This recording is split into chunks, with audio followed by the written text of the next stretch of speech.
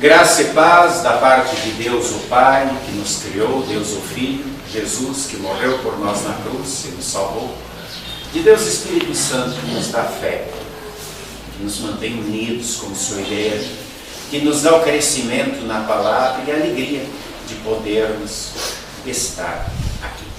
Amém. O tema para a mensagem de hoje, baseada nas leituras, no Salmo 27, Gênesis, no capítulo 18, onde Jesus, Deus, promete um filho para Abraão e Sara, baseado no encontro de Jesus com Maria e Marta, baseada também na carta de Paulo aos Colossenses, capítulo 1. O tema é: em meio às preocupações do dia a dia, mantenhamos nosso foco. Queridos irmãos e irmãs em Cristo Jesus, o texto de hoje ele fala de problemas. Esses textos falam de preocupações.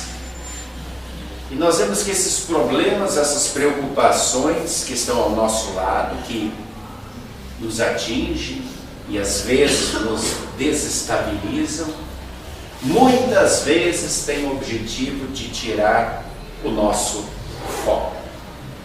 O nosso foco em Jesus. O nosso foco no relacionamento com Deus, o nosso foco na eternidade. Para falarmos de foco, nada melhor do que essa época, esse período que estamos vivendo, um período onde tudo ferve em torno de Olimpíadas. Todos os dias nós vemos nos jornais manchetes preparadas, reportagens preparadas que falam dos atletas olímpicos, e nós vemos como é difícil ser um atleta. A gente que está lá assistindo, não é fácil torcer, bater palma, ou vaiar, ou lamentar algo, mas vemos que eles passam por uma disciplina rigorosa, uma alimentação controlada, exercícios que não podem ser muito fortes para não dar cãibra, estiramento, não forçar muito o corpo, não pode ser de menos também, acordar na hora certa, dormir na hora certa. E tudo isso os atletas fazem mantendo os olhos no foco, quer participar da Olimpíada. E quando conseguem esse índice olímpico, eles querem, para que vão participar, ganhar uma medalha. Eles precisam manter o foco, porque há muitas coisas que vêm junto com a fama, que de repente podem atrapalhar o foco. Os flashes, os selfies, as entrevistas, os convites para reuniões, para festas, tudo isso que é bom, que vem junto com a fama, mas pode atrapalhar o foco. E podem ser verdadeiras armadilhas. Por isso é necessário um atleta olímpico manter os olhos no foco. No Salmo de hoje, Davi, Salmo 27, ele nos dá algumas dicas preciosas sobre a sua vida. E nós conhecemos a vida de Davi. Davi teve muitos e muitos altos e baixos. Davi teve muitos problemas. E muito provavelmente, enquanto ele era um simples pastor de ovelhas e tinha que se preocupar apenas com o frio, com o calor, com lobos, ursos, leões ou ladrões, a sua vida era muito mais sossegada. Mas no momento em que ele passa por uma mudança de fase, onde Deus o chama para ser o grande rei Davi, ele tem como inimigos os filisteus, o exército inimigo, que está sempre perseguindo, sempre lutando contra Davi e suas forças. E não esqueçamos que os filisteus tinham ao seu serviço mercenários gigantes da tribo de Enac, que era eles tinham, na verdade, uma discussão, um problema que naquela família, que fazia com que todos daquela família fossem gigantes, assim como nós temos hoje em dia os pigmeus lá na Austrália, na Indochina, onde tem um problema genético que todos nascem pequenininhos. Na família de Enac, todos nasciam nessa altura, de 3 a 4 metros de altura. E por isso eles vendiam seus serviços como mercenários. E os filisteus é quem geralmente comprava os serviços dos enanquins.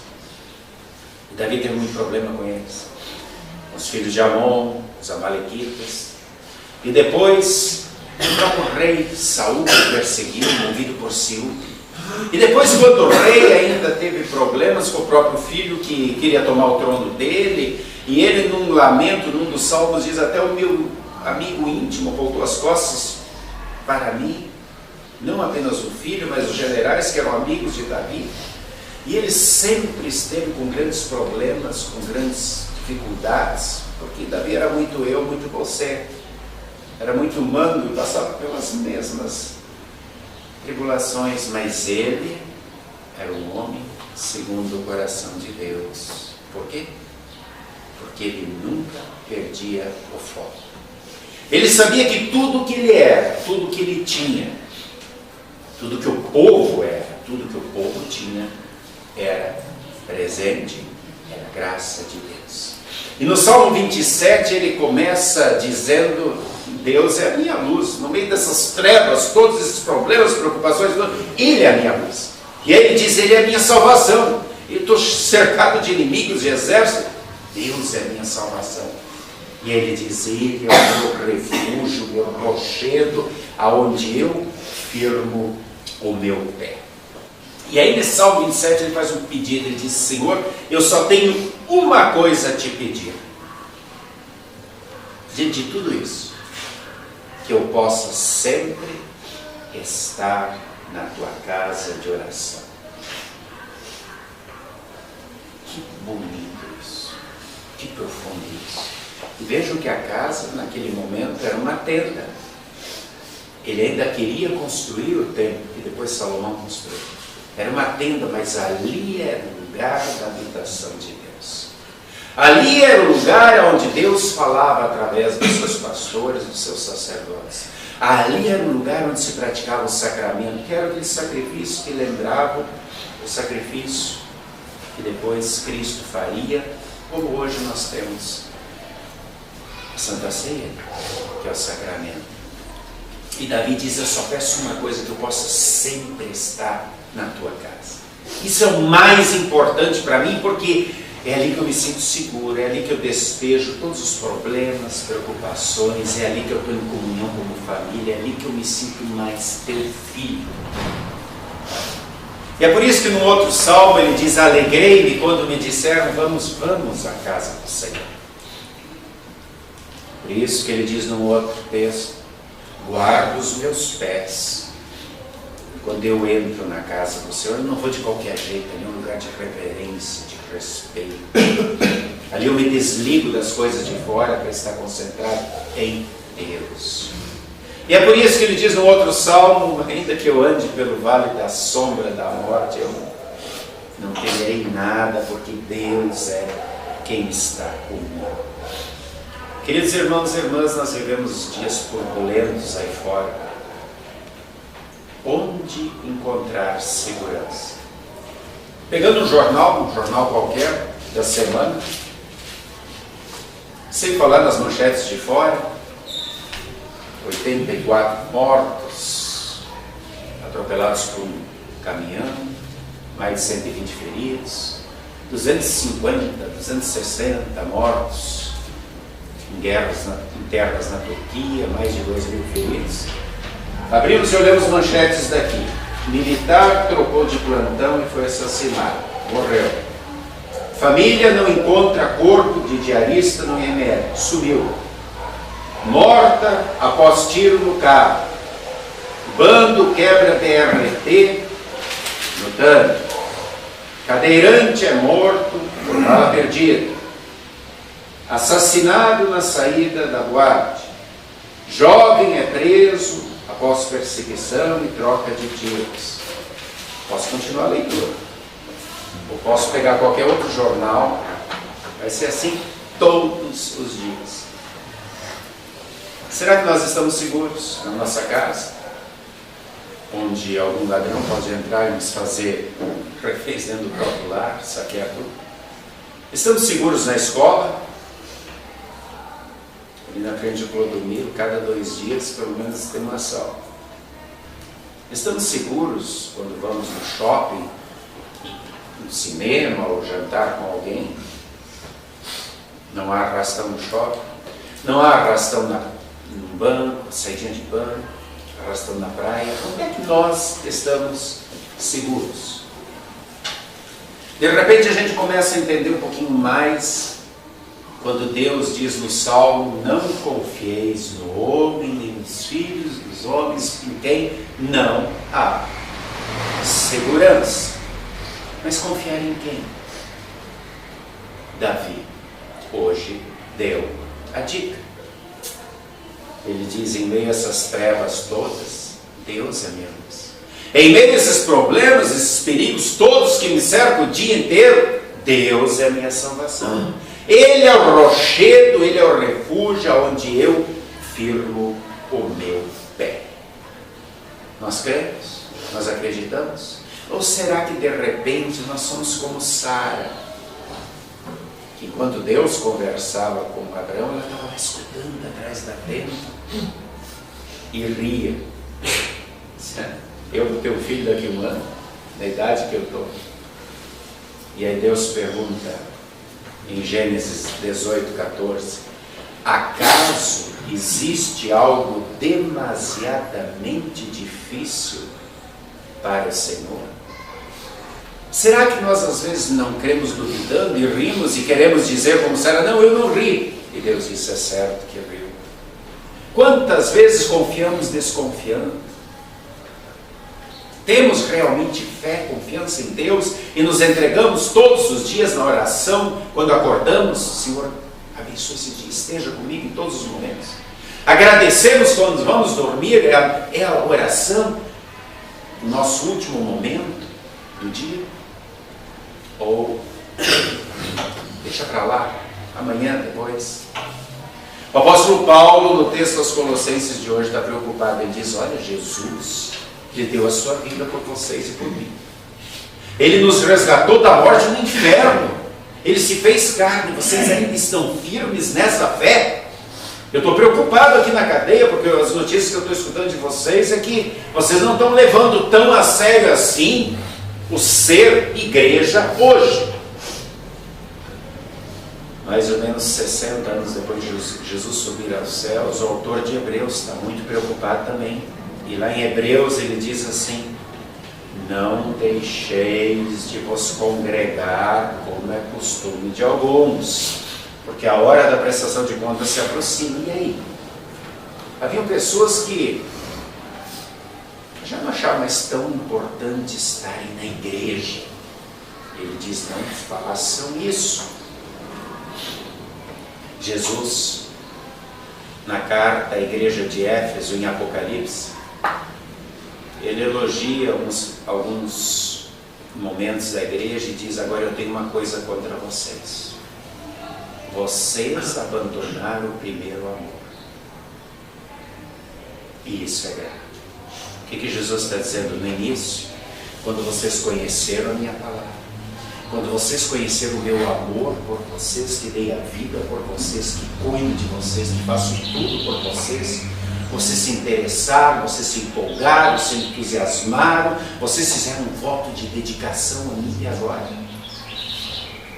não estão me levando a sério, estão abandonando esse primeiro amor. É isso que eu significo para vocês.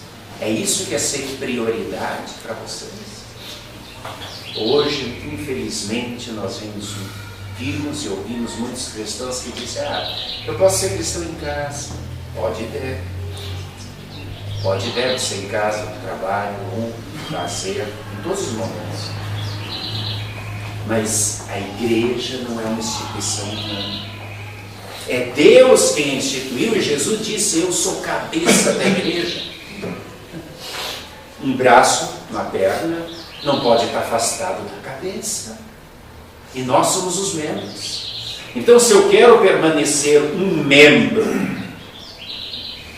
vivo, porque se eu tirar o braço do corpo, ele vai apodrecer, vai putreficar. Se eu quiser continuar um membro vivo, eu continuo na igreja.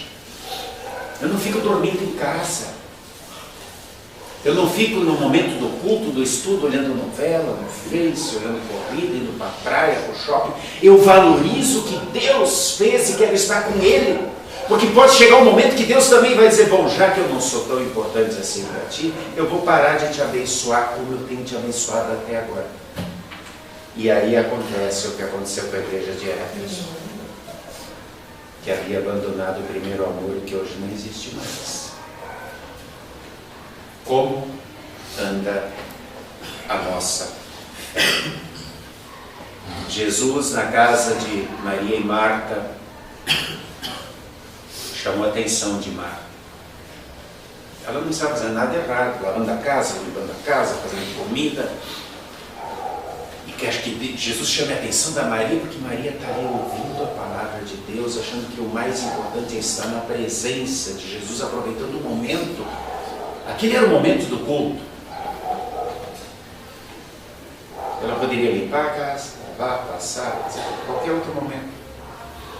E Jesus diz, Marta, Marta, te preocupando com tanta coisa. O mais importante agora, no momento, nesse momento, é estar ouvindo o que eu tenho para dizer. Essa é a boa parte que nunca é tirada, porque atinge o coração. Eu entro na alma. Quantas e quantas vezes nós trocamos o estar aqui. Ah, pastor, mas eu vou ter uma visita, eu vou ter um churrasco, eu vou ter uma festa, eu vou ter um aniversário, eu vou ter... Você tem 7 dias na semana. Tem que ser no momento do culto e do estudo, tudo isso, ou ficar dormindo em casa. Você tem 24 horas, mas um pouquinho depois, tem que ser nesse momento. Não sei.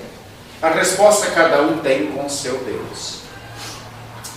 Mas a preocupação que eu tenho em cima de todos os textos de hoje é perguntar: será que não andamos preocupados, agitados, ansiosos com muitas coisas, como Marta, e esquecemos de manter o foco no principal, como Maria fez? O principal é ouvir a palavra, estar na casa do Senhor num espírito de adoração, de concentração. E isso começa quando eu saio de casa dizendo: agora eu vou me desligar de tudo, porque eu quero estar ali como família de Deus, ouvindo, louvando, cantando, orando, aprendendo e principalmente recebendo o perdão na absolvição e no sacramento, fortalecendo a comunhão como igreja. Isso implica, quando eu entrar ali, levar a sério o que é dito aqui no início: desligue os celulares. Às vezes eu fico muito chateado quando eu vejo aqui alguém durante o sermão ali, não sei se está brincando, se está... Bom, com Deus está, mas se está mandando mensagem, alguma coisa, sabe, na hora do culto, na hora de ficar ligado com Deus.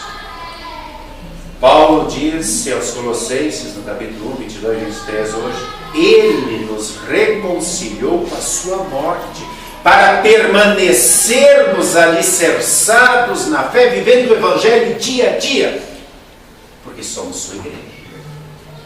Vivemos o Evangelho dia a dia lá fora, somos a sua igreja e valorizamos o estar na igreja. Nós estamos aqui em primeiro lugar por gratidão. E assim, sempre lembrando que gratidão não é pagamento por algo que se recebeu. Gratidão é uma expressão de reconhecimento. Eu reconheço que tudo que eu sou, que tudo que eu tenho, família, amigos, condição de trabalhar, de ter o meu sustento, país onde eu posso me locomover, liberdade de ir e vir, e principalmente o perdão dos pecados, tudo isso é presente dele. Então a minha expressão de reconhecimento é a gratidão. Eu faço por alegria, eu faço com prazer. E é aqui que eu recebo a segurança de que eu nunca estou sozinho, como Davi recebi. E quando eu tenho essa certeza e esse prazer, eu também posso fazer da minha oração a oração de Davi: Senhor, só peço uma coisa, que nunca me falte a oportunidade de estar na tua casa de oração. Queridos irmãos e irmãs, manter o foco é preciso. Que Deus nos ajude a fazer. Amém. E a paz de Deus, que excede o entendimento humano, guarde corações e mentes em Cristo, firmes até o fim.